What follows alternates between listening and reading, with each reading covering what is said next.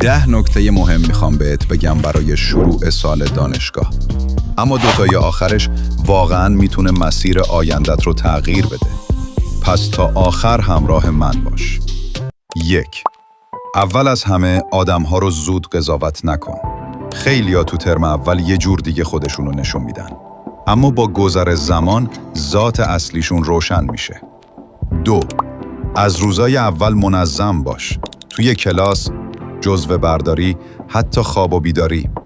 اگر این نظم از همون اول نباشه، آخر ترم جمع کردنش خیلی سخت میشه. 3. استادا رو بشناس.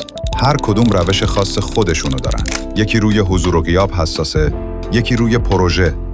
اینو زودتر بفهمی، مسیرت راحت تره. 4. دانشگاه فقط درس نیست، دنیای آدم هست.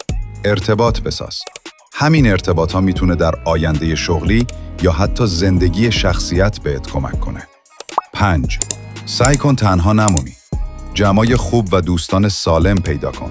این جمع انرژی میدن و باعث میشن حس بهتری از دانشگاه داشته باشی. 6. برنامه ریزی کن. نه خیلی سختگیرانه که خسته بشی، نه خیلی آزاد که عقب بمونی. تعادل مهمه. 7. هیچ وقت درس‌ها رو به تعویق ننداز. بیشتر دانشجوها آخرین ترما به خاطر همین عادت اذیت میشن. 8. دانشگاه فقط مدرک نیست. حتما در کنارش یه مهارت یاد بگیر. مثل زبان، برنامه نویسی یا حتی ادیت و تولید محتوا.